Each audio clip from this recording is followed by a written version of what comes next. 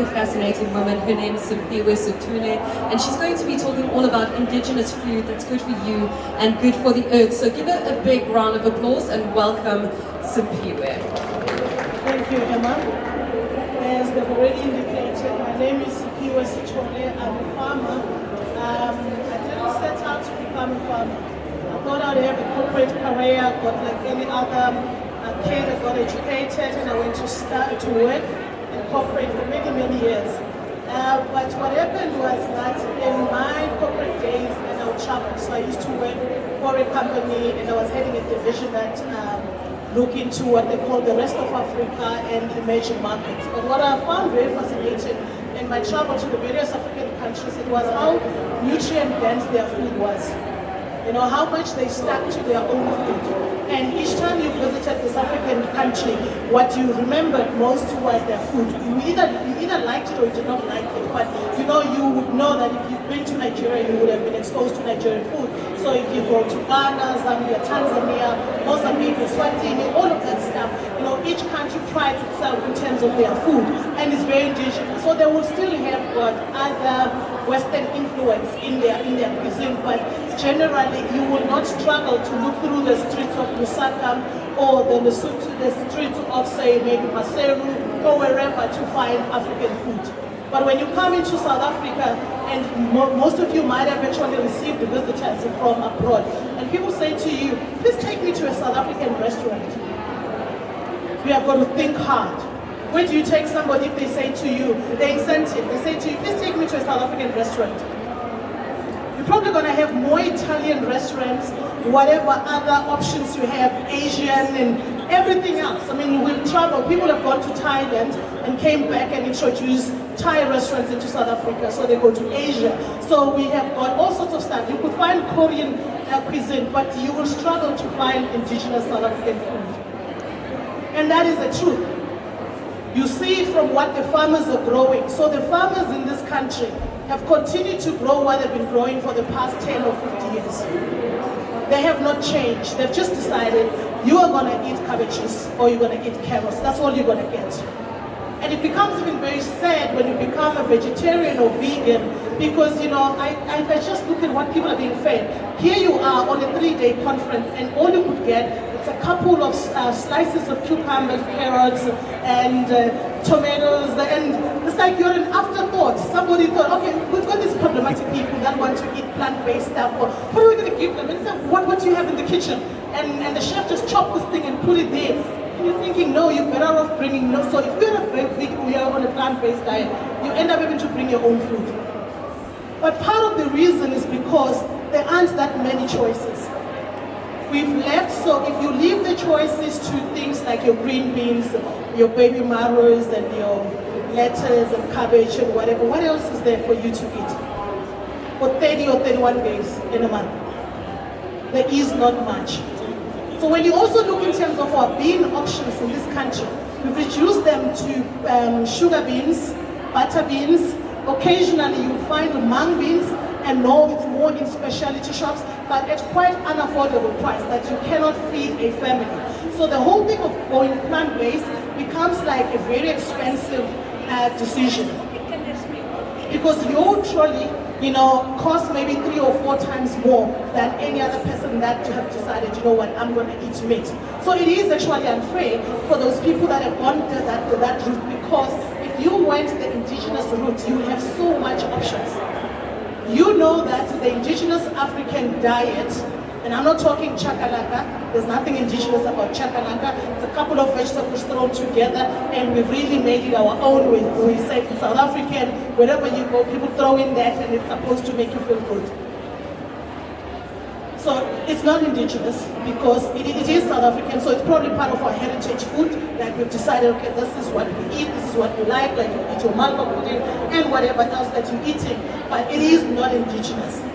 And the problem is that when people think indigenous, they always think pap. But pap is not indigenous because the pap that we eat is made out of maize. And we know maize when it came into the continent or came into our own country. So the problem is that we need to start thinking, what were we eating before we started eating maize? we were eating the small grains of Africa, which are made out of millet. So we had finger millet, we've got pearl millet. And the nice thing is that those are also gluten-free. So you were really eating your medicine. So when you eat your indigenous diet, you're eating your medicine. You're not gonna be bloated. You're not gonna end up having to be take whatever other stuff that's gonna help, bowel movement, because you're eating all the wrong stuff. I did not know for many years that I was gluten intolerant. All I knew was that I couldn't eat bread for more than 3 times a week. It made me feel uncomfortable. And it's up until I traveled to Lesotho that I also realized that I was not actually reacting to wheat. I was reacting to the wheat the bread is made from, because they've extracted all the good nutrients. So the bread is very light. I mean, there's even adverts on TV where they're showing you how fluffy the bread is. Is the bread meant to be fluffy? Why are we eating fluffy bread? You might just as well chew cardboard. There's no nutrient there. You've got to add other stuff to make your sandwich to be healthy. The bread on its own is like zero nutrient value as far as I'm concerned. So we look at how white the bread is, or how fluffy it is. Same thing with the maize meal. So they extract the good nutrients. Some of the stuff goes into animal feed, some of it goes into whatever, and then we get whatever that is left of that maize meal. So whether you drink your mahewu, whether you make your putu, you make your pap, you might just as well eat cardboards. Because there is no nutritional value in what you are eating. So we've got to go back and start to say, what should we be eating in this continent or in this country that is indigenous? We start from the grains, because we know that we need our carbs. So fine, you need your carbohydrates. What is that going to be? You need to look at options like your millets, your finger and your pearl millet. And what I would like to throw as a challenge is that we, as a country, we're very active when we want certain stuff. People can walk in and you can ask. So if you wanted to get kimchi, you keep on walking to your retailer and you ask them, whatever place, and say, don't you guys sell kimchi? Don't you guys sell sauerkraut? And you keep on asking about those things, but you don't ask them, so you don't have white sorghum. When would you have it? So that, because if you keep on asking a retailer if they have got a product, they get forced to ask the farmers and say, listen, we're getting a lot of inquiries for sorghum. Can you supply, or do you know somebody who could supply? That's how the products get into the stores. In this country, it's easy to get quinoa than it is to actually go and get finger or pearl millet. It is easy to get crushed sorghum, red sorghum, than it is to find whole sorghum. If you find the whole sorghum, it's sold in like 400 grams. So nobody has thought that you need like maybe 2 kilos to take care of you for the whole month. It becomes very expensive. So we've got to think. So we know we have got grains that are gluten-free, that are very healthy. For people that are diabetic, I mean, we live in a country where people are suffering from all sorts of lifestyle and chronic diseases. So they need their food. Because we've got more poor people in this country than we've got rich people. So the poor people, they keep on popping these pills and taking whatever prescription that they're given that they're going to cure the hospitals, when all they needed to do was to change their diet to actually bring down their blood sugar level to whatever, control hypertension or all sorts of other diseases. Joint pains can be controlled by what you are eating. And it's all going to be coming from what we grow as farmers.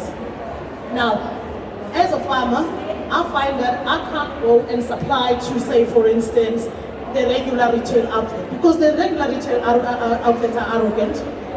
The other people, other suppliers have got merchandisers, so people go there and make sure that the shelves, everything is looking okay, and the replenishing, they come in and they run promos and everything else, all these marketing gimmicks. As a farmer, I need to make sure that what I'm growing is appreciated, and people also understand what goes into it. I work with a network of smallholder farmers that grow this stuff, and so if you say to me, I make these pancakes, amazing pancakes from sorghum, white sorghum, can you supply me? Personally, from African Marmalade, I cannot do that on my own. I would need the other farmers to do that. So we need people to say, we need this product so that we can actually grow them. So that if you live in Lonely Hill, you don't have to drive all the way to Melbourne to buy the stuff, because now you could like go into Google, white sorghum flour in Gauteng, and then it shows you're going to get in Pretoria North. it's very expensive. So you're also increasing your carbon footprint. So if you're quite conscious doing a conscious living, you need to start thinking about these hundreds of kilometers you've got, or you've got to send the stuff by courier. So this thing is going to be flown. So you're also contributing to the problem. So we need to think about this things. Where do we get our food? What kind of food do we need? And actually start talking to the people where we're buying the stuff from, so that they can start talking to the right people and say, okay, African Marmalade, can you supply us with finger millet? We've got people that are asking for the finger millet in a flour form, or maybe as a whole grain, because you can do so much about this thing. So what we're sitting here now, we have the various grains of Africa that we should be eating. So you've got your red sorghum, the white sorghum, and we've got finger millet. The finger millet is the reddish one, and we've got the pearl millet. And all of these can be crushed be milled into something that you could cook, from the soft porridge to anything, as well as a flour. But remember, they're gluten-free, so if you're looking for the fluffy bread, you're not going to get it from this. You're going to get a dense, nutrient-loaded kind of for bread, muffin, whatever that you want to bake out of that. Can somebody take this and just pass it to people so they get? You're more than welcome to touch and feel. They all look very small, but they swell to sometimes more than 6 or 8 times their size. So this is good for you. So you can buy a kilogram, and that kilogram can really stretch. And the sad part is that, in South Africa, if you're looking for things like the millets, you have to look outside of the borders of South Africa. You have to look at people coming from Zim that still grow it, that will make it available to you. You have to go to some Indian specialty shops. So you're probably going to drive all the way to Mayfair, somewhere in Lodium to find this. It's just that you also need to know the Hindi and other names from the Indian side, because they're going to say this is barji or it's Jawa flour, and you don't know what that is. Because again, remember, it's been imported not for the regular South African consumer, but for the Indian consumer that still sticks to their own diet, that is looking for the sorghum flour, so they know what it is. So it was not meant for you. So if you are an English speaker and you're looking for sorghum flour, it might not say sorghum flour. You have to go and ask the person at the front to say, I'm looking for sorghum flour. Then they tell you what it is in Hindi or whatever other language from India. That's how you actually going to get these ingredients. And we've got so much arable land as a country. As a country, we just don't have the luxury of water. We are a water scarce country. And we are busy growing these crops that are water guzzling, that are problematic, that are prone to drought. So we're not really helping our environment. But if we grow things like the sorghum and the millets, then we would fare much better. There would be less risk of a crop failure if we're growing the indigenous crops. Now then we also move on to things like the beans. We've limited our options. I walk into a shop and I'm looking for beans. All I can see is butter beans, the sugar beans, and I look, sometimes I can find the mung beans. Occasionally you can find black beans at like maybe 60 rands, not even a kilo, 450 grams or 500 grams. So it becomes only what you could, if you are the breadwinner, it's only going to be for you, not for everybody else, because it's just so unaffordable. So we sit with those dynamics. Things are quite expensive for a lot of people. So if you walk into a shelf, you're not going to see more than 6 different types of beans. Are there any more than 6 types of beans that you find in the shops where you buy? Unless you buy it from a specialty shop. How many beans do you regularly find in a shelf of any retailer in this country? 2. Not more than 5. And there's more than that. You go to countries, so countries that are on a plant, are big on plant-based diet, they just have got so many options. You visit, you think, I don't want to come back because I'm going to miss the food. At the same time, you don't have the import penny to be carrying, there's also excess luggage. So you're not going to be able to drag 2 kg of this, 5 kg of that. If you put all your beans in your suitcase, you're already over your limit. It means you must leave your clothes behind. And that is just not going to work. So we've got to think about how we actually going to be growing the supply of these kind of healthy diets. What I'm going to do, I hope the team there can actually play some videos, because I do some work as a farmer with many other farmers where we expose different companies, different groups of people to know that there is so much option if they're looking at the indigenous range of what is available. But we also try to promote certain crops, because once you push the demand, then it becomes easy to say to the farmer, please can you do a hectare of the African melon? Right now, if you just say to somebody, oh, please can you grow this, say, who am I going to sell it to? There is not even a standard of some of these things, how you're supposed to pack it. So when you grow things like cassava, you can't supply it to any of the fresh produce market. They don't know how it's supposed to be packed. When I used to supply the Joburg fresh produce market, I used to decide, depending on what bag was cheaper at a shop, that I just put in the cassava, because they do not have the standard bag for that crop. Even though it is consumed in Mpumalanga, in Limpopo, and some parts of KZN, there is just no standard, it's not available. Nobody knows how you're supposed to package it. Whether I must do a 5 or 10 kg or 30 kg or 50 kg, nobody really knows. Whether it's supposed to go in a box, whether it's supposed to stay in a fridge, nobody knows. So you actually make your own rules, which is quite good, because then it makes the farmers to be more creative. We tell the buyer, the customers, how this thing is supposed to be packed. But if you're growing okra, there's already a standard. You must put the okra in a 1.5 kg box. But then if I'm saying I'm growing amaranth and I'm growing jute plant, I decide how it gets packed. So it allows you, to do whatever that you need to do. So I'm gonna ask the technical team to just play those videos, and then we just have got a wrap up, and then we can take some questions, so that I just get people to see what we've been doing in promoting indigenous African crops and what some of those are. We are on stand 146 just along this hall, so if you want to see some of the stuff, do the touch and feel. Unfortunately, I couldn't bring the entire stand here for you to be able to do a touch and feel, and also do some tasting to say, oh, these are bambara beans. So bambara beans, I call them the African chickpeas. If you want to eat chickpeas, you can also eat bambara beans. If you love chickpeas, I'm sure you would love bambara beans. You would have much more options to actually decide whether you want to cook them maroon, or the black ones, or you want them assorted, or you want just the cream ones. And I've seen people making milk as well from bambara beans. So we've got some chefs that are taking the white and the cream bambara beans, and they're making milk out of that. You can also crush it into a powder, and you can add it into your stews and your soups and whatever, and also use it as a thickener. Because when you are a vegan, you always struggle to say, what am I gonna make this sauce or whatever thick with? You struggle. So these beans also help you with it, because one, they're not gonna change the color of your food. They're also not gonna change maybe the taste as well. Are we ready to play the first tape?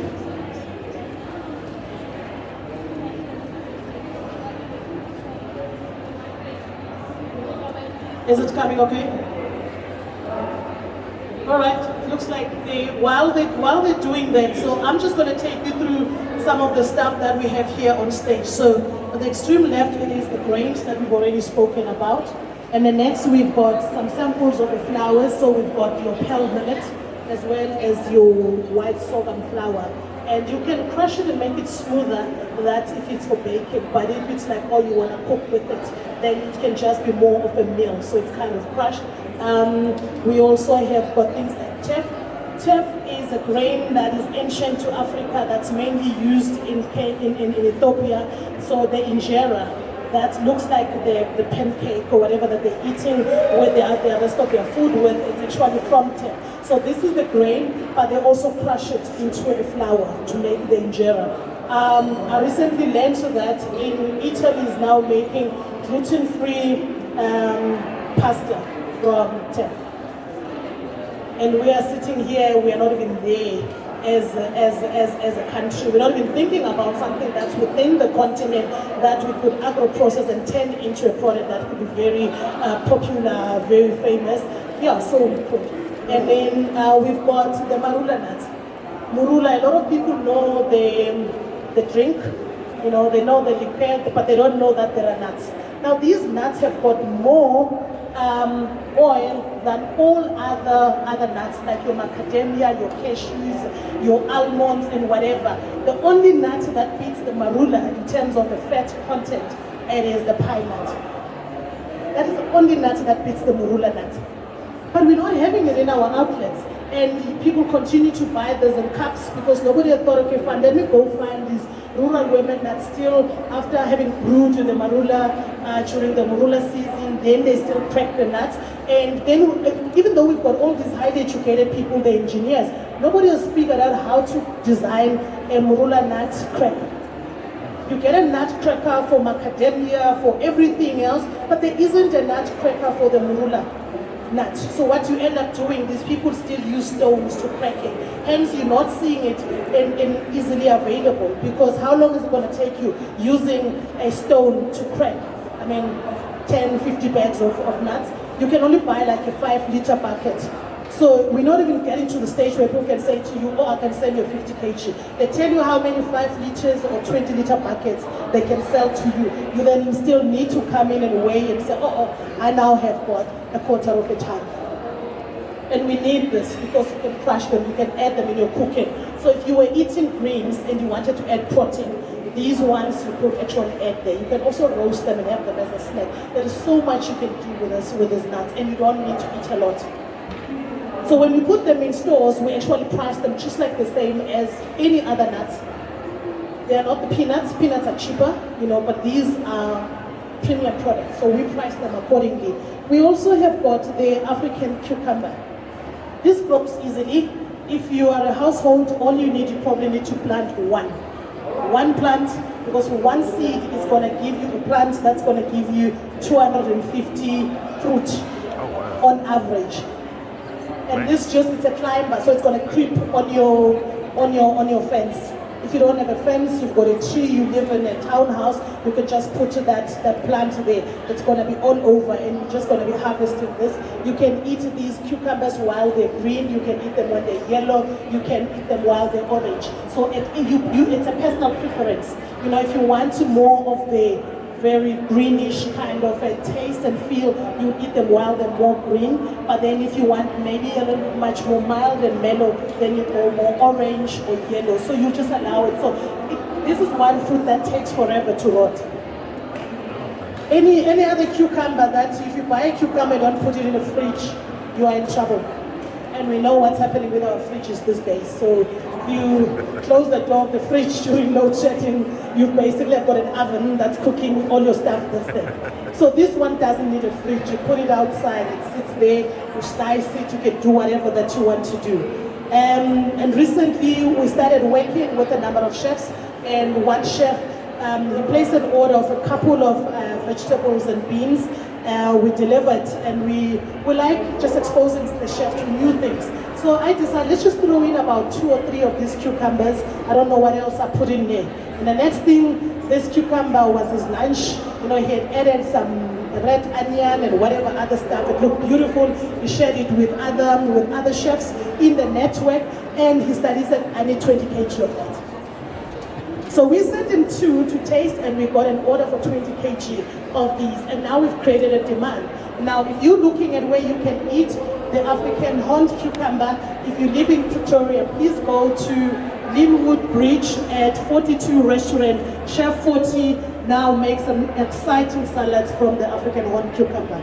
If you want to try and make it yourself, but that's easy. You can just slice and put whatever that you want to add there, whatever you would do when you're eating a cucumber. People eat cucumbers on their own, people add cucumbers into something, you will do exactly the same. It does have got a citrusy taste compared to the other cucumbers, and it is actually rich in iron. So if you are iron deficient, then you will be okay with this. So instead of worrying about, do I have to eat more and more spinach, you don't have to. You do have got the African cucumber.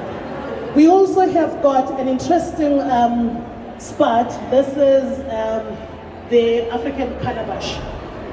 This spot, Shem, had the misfortune of being bumped by the well-loved gem squash. So somebody promoted the gem squash at the expense of the African calabash. And I like going to the Indian stores because they still have got their own calabashes, but those ones are longer. The African ones come in different shapes. There's a one that looks like they've got pimples. There's ones that are kind of smooth. So you've got those options. Looks like the presentation has finally come up. Now, are we going to start from this or you want to do the videos? All right, so we've got this up now. A couple of years ago, we had some academics that came together to do some exercise looking into the nutritional value of a number of these African leafy vegetables. A lot of people think that this is poverty food, this is what they ate while they're poor. Now that they've made it, they don't want to try it anymore. It reminds them of poverty. There is a reason why you are the strong person that you are, because your parents or whoever that raised you, they made you eat something that was good for you. So here we are with all of this thing. Now what they did a nutritional value. They basically compared all the indigenous African leafy vegetables with kale, spinach, or Swiss chard, and cabbage. We just decided to take a cabbage instead of doing the analysis and simplify this thing to show you that. So if you look at your cowpeas, the cowpeas, I did a masterclass on those beans. We did the bean balls from the cowpea. Now, so if you take the leaves, remember the leaves are also a vegetable, so you eat that. So they've got three times more protein than the cabbage. Those leaves that people take for granted. And you can eat them while they're fresh. You can also let them dry and you eat them when they're out of season. They've got 14 more vitamin A than cabbage. 14 more beta carotene than cabbage. If you cook the cowpeas, when you drain that water, it looks very orange. That's a clear sign there's beta carotene there. So there you've got all of these nutrients. You can all read from the screen. You can see Kiomi, for those of you that speak African languages, is that morojo that we call libangani, ulude, lirutu. So this is how lirutu compares to a cabbage. It's got 171 more vitamin A. So it's a no-brainer what people should be eating more. You are already eating. So instead of having to go and buy supplements, for the deficiencies and the lack of this, you should be eating more of some of these African leafy vegetables because they are actually the right thing to do. So we could look into the nightshade. This is what we call umsobo. There's, if you look at here, so a lot of you see this as a weed. It just grows easily in your garden. So this is the leafy vegetable. These are the berries. A lot of people make jams out of this. We call this umsobo. It's a nightshade. Again, 28 more iron than cabbage. So if you have got issues with your iron levels, you know what you need to be eating. Again, so the leafy vegetables are just beating the popular and common vegetables. So we now know what we're supposed to be eating. Let's look into another comparison of an African vegetable to the cabbage. Amaranth, tepe, what many people know about marojo. It's not marojo. It's a free lecture. It's not marojo, imorojo, but morojo, it's a generic or an umbrella name for the African leafy greens. So when you say to me, oh, I love morojo, if you're gonna come to my house, I'll ask you which one. Which one must I cook for you of the many morojos that I have? So you need to be able to say, oh, I like a morojo wamaputs, which is pumpkin leaves.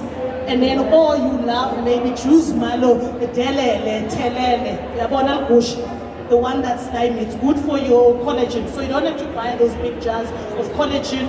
You eat jute plant, or it's called a juice malo. It's like in the same family as okra. That's good for your collagen, that's good for your joint inflammation, that's also good for your eyesight. Which explains why all these old rural women, they could still be in their 90s and they are walking without a walking stick. And if you are a grandchild visiting them, they would actually go and open the gate for you so your car can go in unaided. So that's how the stuff looks like, and then we're gonna quickly play a video of the African horned cucumber that we harvested last season.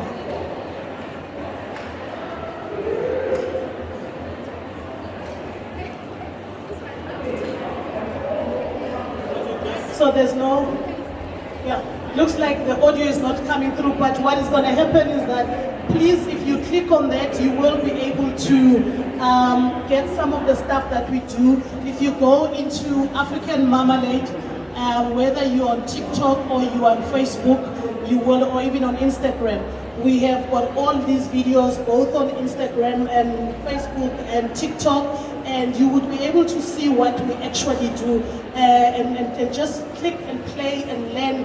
It's an open classroom where we just get to learn about these things and start looking at where you could find them. We currently supplying a network of the food club hubs across the country, from Vredehuk if you're in the Western Cape, if you are in the Pretoria, we do the Manlin, Monument Park, Makliene, Pretoria. So you could find those things. You are able to order, you can order directly from us. We also supply a few specialty retailers. And yeah, and your support to us, it's a support to smallholder farmers that don't have the 50 or 100 hectares that are sitting on a hectare, quarter hectare, that we are encouraging them to grow this. And the nice thing is that with all of that stuff, it's grown naturally, or it's actually organically certified. So most of the farmers start growing stuff naturally, and over time we assist them to get to be organically certified. We also like to work with agro-processors that can make ready-to-eat products. So yesterday when I conducted the bean bowl class, master class, somebody said to me, so if this was a premix, I would buy it. It's much more tastier than what people are currently getting within the vegan, vegetarian space. So there is a lot that you can get from indigenous African crops. Just open your mind, try it. If you come to the stand, we have cracked the isala. This is very interesting. People call this abanyabati, tastes like bubblegum, sour worms, caramel, banana, something. So we don't know how it's going to taste like to you, but try it, look at it. It's amazing. It's got a lot of good nutritional values, and when you come to our stand, you get a chance to taste some of these things free of charge. I will take questions.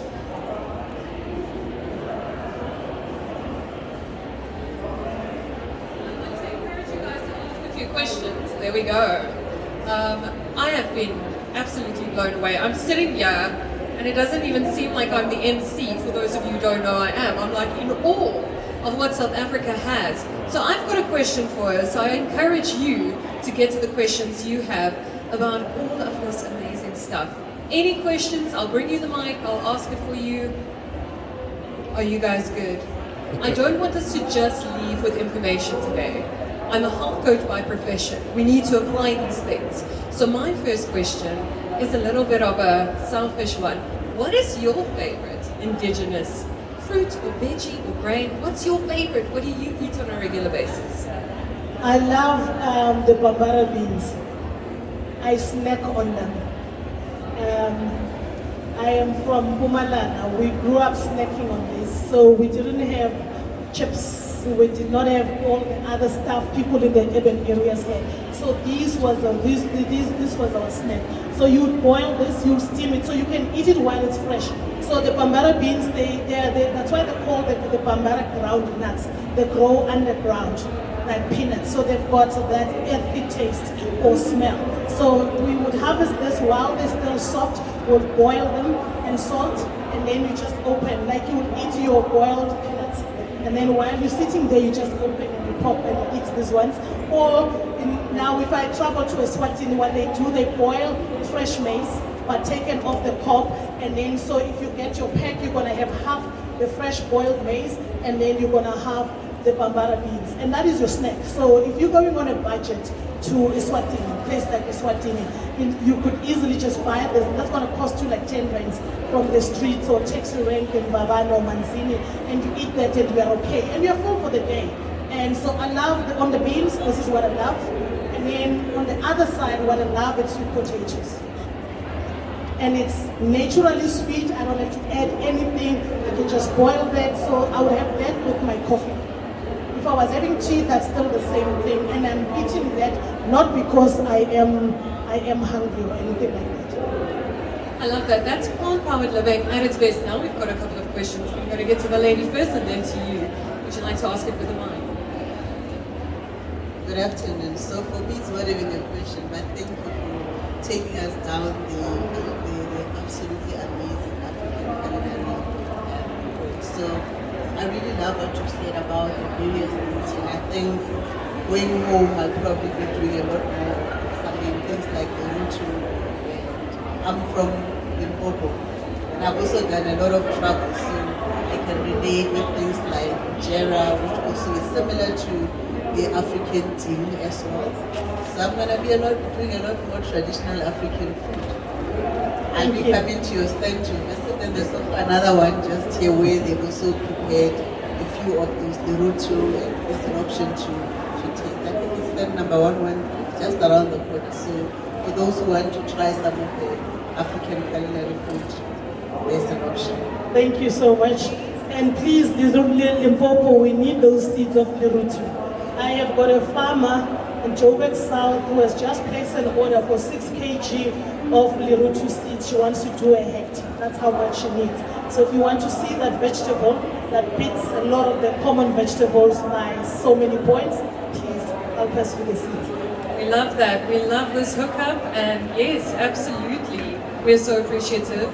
And go to their stand as well, number 146. 146. I hear you can go and taste some of the food. So you'll see me there later. I'm all about the food. That's why I'm here. No, I'm joking. I'm here for you guys. The next question. Hi, good afternoon. Thanks for your talk. It's very informative. I didn't know about a lot of the African plants, especially the pumpkin and the beans. Wow. I just want to ask you maybe 2 questions in one about your African cucumber. We're from the town. We have a problem with the monkeys. They destroy our gardens. Anything citric they won't touch. Will they grow there or will they damage it? No, they would grow. These would grow. These normally grow in the wild. You would walk around in the bush and you come across this and you are hungry, suddenly you eat that, and nobody has planted them. Nature has planted them, or somebody ate and dropped. So if you were eating it, maybe the skin, and it happened to have like one seed, that could easily grow. And because one plant would give you a minimum of like 250 plants. So the monkeys are going to get tired because there's just a lot of yeah. So plant. You know what I do at my farm? I grow stuff that I say I'm sharing with nature. So just plant a lot of these. So if you bought this, which is going to yes, so you cut this. You could literally take this home, eat a portion of it, and then take the seeds, wash and dry them, and they like it's jelly-like. So what you do is that you put a strainer, or you soak them overnight. The following day, they're less slimy, and then what you then do, you drain them, and then you dry, and then you've got a lot of these. Okay. What was Brilliant question. Is there another question that anyone has? Are you guys good? No more questions? Anything else you want to know? You have the opportunity now. She is so wise on